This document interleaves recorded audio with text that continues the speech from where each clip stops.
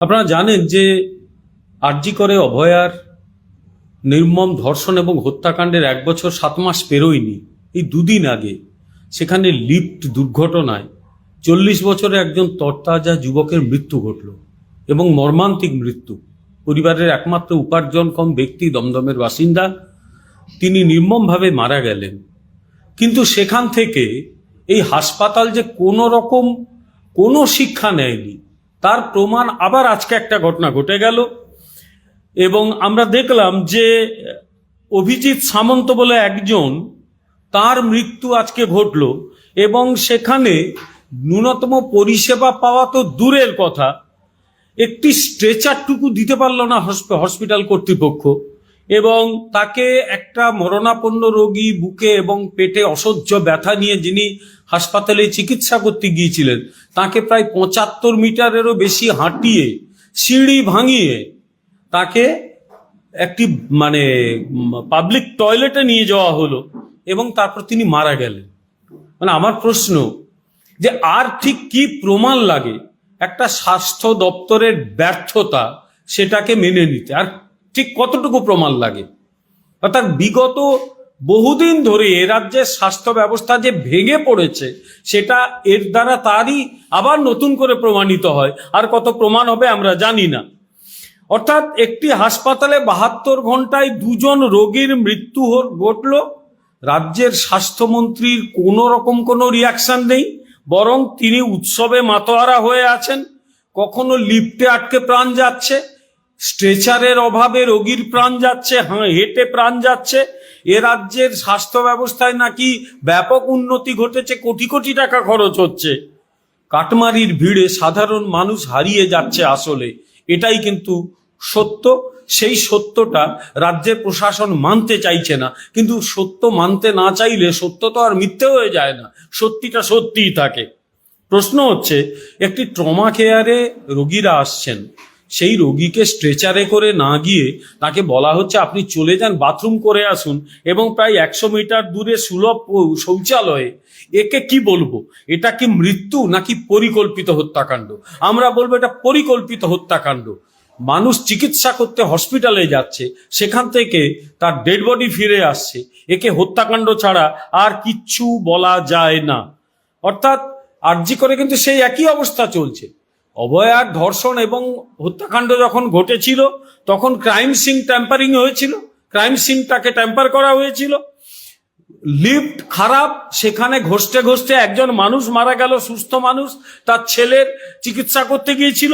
আজকে বুকে এবং পেটে ব্যথা নিয়ে একজন রোগী গিয়েছিল, তাকে হাঁটতে হলো এবং স্ট্রেচারের অভাবে হাঁটিয়ে নিয়ে যাওয়া হলো এবং সেই মানুষটির মৃত্যু ঘটল। এই মৃত্যুর দায় কিন্তু সম্পূর্ণভাবে রাজ্য প্রশাসনের, রাজ্যের স্বাস্থ্যমন্ত্রীর, এই রাজ্যের অপদার্থ এই প্রশাসনের, যারা প্রশাসন চালাতে জানে না, যারা প্রশাসন চালাতে বারবার ব্যর্থ হয়েছে। কিন্তু এটা মানুষ আর সহ্য করবে না। তাহলে প্রশ্ন, আরজি কর মানেই কি মৃত্যু? আরজি কর গেলে আর ফিরবে না, এইরকম যদি একটা বার্তা চলে যায় একটা হাসপাতাল সম্পর্কে, তাহলে এ রাজ্যের স্বাস্থ্য ব্যবস্থা সম্পর্কে সেটা কি খুব ভালো বার্তা? আমরা চাই না এটা হোক। আমরা চাই আরজি কর সহ সমস্ত হসপিটালে ভালো চিকিৎসা হোক এবং মানুষ সুস্থ হয়ে বাড়ি ফিরুক। সেখানে সুস্থ মানুষ যাচ্ছে, মৃতদেহ ফিরে আসছে, এটা কিছুতেই সহ্য করা যায় না। মানুষের বিচার করবে বলে আমরা কিন্তু মনে করি।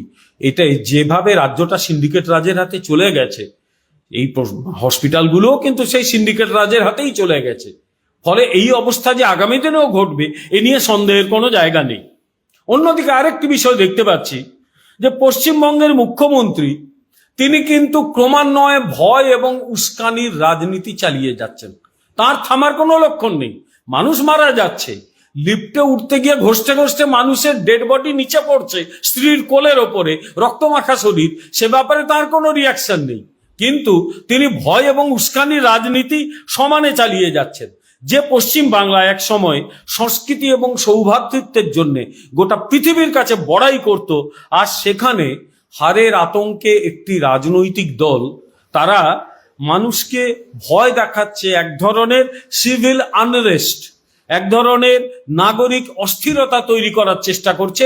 এটা কিন্তু অত্যন্ত বিপজ্জনক। ধর্মতারার ধর্ণা মঞ্চে তিনি বলেছিলেন 1 সেকেন্ড লাগবে না, তারা যদি খেপে যায় তাহলে কিন্তু একেবারে 12টা বাজিয়ে দেবে। কথাটা আমার নয়, কথাটা ওনার। এটা কিসের ওপর আঘাত? বাংলার যে সংস্কৃতি তার উপরে আঘাত। এবং তার সঙ্গে এটাও সত্যি যে তার বোঝা উচিত ছিল তিনি রাজ্যের প্রশাসনটা চালাতে পারছেন না। প্রশাসনটা চালাতে পারছেন না বলেই কিছু মানুষ তারা খেপে গেলে 12টা বাজিয়ে দেবে, তিনি যেন অসহায়ের মতো বলছেন যে আমার প্রশাসন বলে কিচ্ছু নেই, মানুষ খেপে গেলে আপনাদের 12টা বাজিয়ে দেবে। আরে মানুষ খেপে গেলে, অন্যায় করলে সেটাকে দেখার জন্য তো প্রশাসন আছে। আপনি প্রথম থেকে হাত তুলে নিচ্ছেন, তারা 12টা বাজিয়ে দেবে, আপনারা থাকলেই কেবলমাত্র 12টা বাজাবে না। এর দ্বারা এটা কি প্রমাণিত হয় না যে আপনার এবং আপনার প্রশাসনের সঙ্গে সেই এলিমেন্টগুলোর কোথাও একটা আনহোলি নেক্সাস আছে? আপনি না থাকলে তারা লন্ডভন্ড করবে। ভারতীয় জনতা পার্টি দেখতে চাই কে লন্ডভন্ড করবে।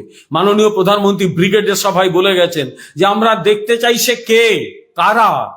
সাধারণ মানুষ, পশ্চিমবঙ্গের সাধারণ জনতার উপরে তারা একদম জনতার 12টা বাজিয়ে দেবে, আমরা কিন্তু দেখতে চাই তারা কে। এটা কিন্তু বাংলার মানুষ সহ্য করবে না, এটা কিন্তু আমরা পরিষ্কার বলে দিচ্ছি। অর্থাৎ এগুলো আর কিচ্ছু নয়, এগুলো এক ধরনের সাম্প্রদায়িক উস্কানি। বিশেষ একটা সম্প্রদায়কে ভয় দেখিয়ে তাদের উস্কানি দেওয়া এবং নিজের শাসন ব্যবস্থাকে যাতে ফিরে আসা সেই চেষ্টা করা। হাজার চেষ্টা করেও এই রাজ্যের শাসন ব্যবস্থা ফিরবে না, এই দল আর রাজত্ব চালাতে পারবে না। একদম দেওয়ালে লিখন স্পষ্ট হয়ে গেছে। রাজ্যের মুখ্যমন্ত্রী যখন বলেন আমরা আছি বলে আপনারা ভালো আছেন, এই কথাটার মানে একটা বিষয় স্পষ্ট হয় যে রাজ্যের আইন শৃঙ্খলা, পুলিশ ব্যবস্থার উপর তার নিজেরই কোনো আস্থা নেই। তিনি নিজে মুখ্যমন্ত্রী হয়ে নিজের আইন শৃঙ্খলার উপর কোনো ভরসা দিতে পারছেন না। কারণ মুখ্যমন্ত্রী আছেন বলে, মুখ্যমন্ত্রী কিন্তু যখন মুখ্যমন্ত্রী হয়ে যান তখন কোনো দলের কেউ হন না, তিনি রাজ্যের মুখ্যমন্ত্রী। তার কাজ রাজ্যের মানুষদের প্রশাসনিক ব্যবস্থা সুবিধা দেওয়া, প্রশাসনকে সঠিকভাবে তৈরি করা। সেই মুখ্যমন্ত্রী যদি বলেন আমরা আছি বলে আপনারা ভালো আছেন, আমরা না থাকলে 1 সেকেন্ড লাগবে 12টা বাজিয়ে দিতে, এই কথাটার মানে কিন্তু স্পষ্ট। প্রশাসন ব্যর্থ, তিনি নিজে ব্যর্থ, প্লাস তিনি চাইছেন এইভাবে নিজের দলের শাসনের জাস্টিফিকেশন করতে, যেটা একটা ব্যর্থ প্রচেষ্টা বলে আমরা অন্তত মনে করি। এটা তো অনেকটা ওই হায়দ্রাবাদের আসাদুদ্দিন ওয়াইসির মতো। আসাদুদ্দিন ওয়াইসির ভাই বলেছিল না 15 মিনিট পুলিশ সরিয়ে দিন, তারপর আমরা কিছু লোককে দেখে নেবো হায়দ্রাবাদে। তাহলে আমার প্রশ্ন, হায়দ্রাবাদে ওয়াইসি ব্রাদার এবং আপনার মধ্যে পার্থক্য কি? তা নিয়ে নিন, তাকে ডেকে নিন, একসঙ্গেই চলুন, আমাদের কোনো আপত্তি নেই। আমরা তো উভয়কেই পরাজিত করব। আপনি নিজেই প্রমাণ করলেন হায়দ্রাবাদের ওয়াইসি এবং আপনাদের মধ্যে কোনো পার্থক্য নেই। ওয়াইসি বলেছিল 15 মিনিট লাগবে, আপনি বলেছেন 1 মিনিট। কে কত কম মিনিটে বাকি সংখ্যাগুরু মানুষদের 12টা বাজায় তার প্রতিযোগিতা চলছে। আমরা সংখ্যাগুরু সংখ্যালঘু যারা ভারতের নাগরিক, সকলের জীবন সুরক্ষা দিতে আমরা কিন্তু বদ্ধপরিকর, আমরা কিন্তু এটা হতে দেব না। আসলে নিজের পায়ের তলায় মাটি সরে গেছে, যার জন্যে তিনি সম্পূর্ণ ব্যালেন্স হারিয়ে যা খুশি তাই বলা শুরু করেছেন। আচ্ছা, সংবিধানের 324 নম্বর ধারা অনুযায়ী আমরা জানি যে নির্বাচন কমিশনের এখতিয়ারভুক্ত অনেক কমিশন কিচ্ছু করেনি। আমরা নির্বাচন কমিশনের হয়ে এখানে কথা বলতে আসিনি, কিন্তু আমরা আইনের কথাটা বলছি যে নির্বাচন কমিশন কিন্তু আইন অনুযায়ী কাজ করছে। কিন্তু মমতা বন্দ্যোপাধ্যায় যে বক্তব্যটা রাখছেন সেটার দ্বারা তিনি কিন্তু প্রমাণ করতে চাইছেন যে এই কর্মচারীরা তৃণমূলের অনুগত না হলে তিনি কাউকে রেহাই দেবেন না। অর্থাৎ এই রাজ্যে প্রশাসনের সঙ্গে যুক্ত হতে গেলে একটা দলের অনুগত হতে হবে। উনি বারবার বলেন আমি এর বিরোধী, আমি এটা করতে দেব না। তার মানে তিনি চাইছেন তিনি প্রশাসনকে নিয়ন্ত্রণ করবেন। আমরা কোনো দলের নেত্রীকে প্রশাসনের নিয়ন্ত্রক চাই না, এটা জনপ্রশাসনের মূল নীতির বিরোধী। মুখ্যমন্ত্রী প্রশাসনের নেতৃত্ব দেবেন, কোনো দলের নেত্রী হিসেবে নন। কিন্তু এখানে মুখ্যমন্ত্রী দলের নেত্রী যেন মিলেমিশে এক হয়ে গেছে। আসলে ভোটের আগে যে ধর্ণাটা দিয়ে নাটকের চেষ্টা করা হয়েছে, নাটকটা জমেনি, ফলে তারা আরো বেশি চিন্তিত হয়ে পড়েছেন। ওই ধর্ণা নাটক যখন ব্যর্থ হয়েছে, এবারে শুরু হয়েছে হিংসায় উস্কানি দেওয়া, যেটা আগামী দিনে ব্যর্থ হতে বাধ্য। মানুষ এটা সহ্য করবে না। এটা অদ্ভুত কথা বলেছেন। আমরা 3টে মানুষের নাম দিতাম, সেখান থেকে প্যানেল থেকে আপনারা নিয়োগ করতেন। কিন্তু আপনারা জানেন, বহু পুরনো সাংবাদিক আপনারা, যে ভারতের নির্বাচন কমিশন বিশ্বের অন্যতম শ্রেষ্ঠ নির্বাচন কমিশন। এই নির্বাচন কমিশনের কাজ পৃথিবীর বিভিন্ন দেশে রেফার করা হয়, এদের কাজকর্ম নিয়ে আলোচনা হয়। এই নির্বাচন কমিশন নিরপেক্ষভাবে কাজ করার চেষ্টা করে। তাকে প্রশ্ন করছেন রাজ্যের প্রশাসনিক প্রধান। লক্ষ্য একটাই, নিজের শাসন ব্যবস্থায় যে ভয়ঙ্কর দুর্নীতি হয়েছে, সেই দুর্নীতি থেকে মানুষের নজর ঘোরাতে কিন্তু তিনি এই কাজ করছেন। তাহলে মুখ্যমন্ত্রী কি ভয় পাচ্ছেন? যদি কেন্দ্রীয় বাহিনী নিরপেক্ষভাবে কাজ করে তাহলে তার শাসনের দিন ফুরিয়ে যাবে নিশ্চিত। তিনি ভয়ে আছেন। তার মুখ, চোখ, তার কথাবার্তা সব প্রমাণ করে দিচ্ছে তিনি কতটা ভয়ে আছেন। রাজ্যের নির্বাচন ব্যবস্থায় কেন্দ্রীয় বাহিনী নিরপেক্ষভাবে কাজ করলে ছাপ্পা, বুথ দখল এগুলো আর রাজ্যের শাসক দল করতে পারবে না। এই সরকারের পতন নিশ্চিত হবে, এ নিয়ে সন্দেহের কোনো জায়গা নেই। আসলে ভুলে যাচ্ছেন, নিজেরা তো প্রায় নামগুলো কবিতার মতো আওড়ান, কিন্তু তাদের ভাবনা চিন্তাগুলোকে ঠিকমতো গ্রহণ করেন না। বিদ্যাসাগর বা রবীন্দ্রনাথ, তারা যে বিবিধের মাঝে মিলন মহান বলেছিলেন, আপনারা তো সেটা প্রায় তোতা পাখির মতো আওড়ান, কিন্তু আপনারা তার মূল কথাটা বোঝেন না। বিবিধের মাঝে মিলন মহান, সবাই এখানে থাকবে, সবাই আইনও মেনে চলবে। আইন না মানলে কখনো কোনো মিলন মহান হয় না। কোনো একটা বিশৃঙ্খল পরিস্থিতিতে সামাজিক শৃঙ্খলা আসে না। মাননীয় মুখ্যমন্ত্রীর বোঝা উচিত যে তিনি যে ধরনের রাজনৈতিক ব্যবস্থা এখানে চালু করেছেন, সেখানে কিন্তু শৃঙ্খলা নেই। এক ভয়ঙ্কর বিশৃঙ্খল পরিস্থিতি তৈরি হয়েছে পশ্চিম বাংলায়। ঠিক যেরকম স্পেশাল ইন্টেনসিভ রিভিশন প্রথম থেকেই আপনি আটকানোর চেষ্টা করেছিলেন। বিহারে যখন স্পেশাল ইন্টেনসিভ রিভিশন হয়েছিল, আপনার দলের একজন এমপি লোকসভার সদস্যকে আপনি পাঠিয়ে দিয়েছিলেন সুপ্রিম কোর্টে। সুপ্রিম কোর্টে মামলা হয়েছিল। সুপ্রিম কোর্ট আপনাদের একটা কথাও শোনেনি, প্রতিটি কথাটা প্রত্যাখ্যান করেছে। আজকেও সুপ্রিম কোর্ট আপনাদের ভৎসনা করেছে, পরে আসছি ওটা। কিন্তু সুপ্রিম কোর্ট আপনাদের সেই কথা প্রত্যাখ্যান করেছে, ভৎসনা করেছে। 2002 থেকে পশ্চিমবঙ্গে ভোটার তালিকায় যে সংখ্যা, সেটা প্রায় 66% বৃদ্ধি পেয়েছিল, বিশেষত সীমান্ত জেলাগুলোতে। এখান থেকে স্পষ্ট হচ্ছিল যে পশ্চিমবঙ্গ অনুপ্রবেশকারীদের স্বর্গরাজ্যে পরিণত হয়েছে।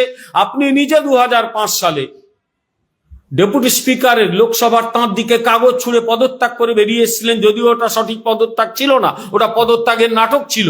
কারণ তার পরের দিন লোকসভার তৎকালীন স্পিকার সোমনাথ চ্যাটার্জি বলেছিলেন এইভাবে পদত্যাগপত্র নেওয়া যায় না, আপনি আসুন, আপনি নিজে থেকে পদত্যাগ করে যান। আপনি আর যাননি, ওটা পদত্যাগের নাটক ছিল। কিন্তু আপনি ইস্যুটা তুলেছিলেন। 1 কোটির বেশি লোক পশ্চিমবঙ্গে ঢুকেছে এবং সিপিএম তাদের ঢুকতে সাহায্য করেছে, আর পশ্চিমবঙ্গ একেবারে অনুপ্রবেশকারীদের স্বর্গরাজ্য হয়েছে।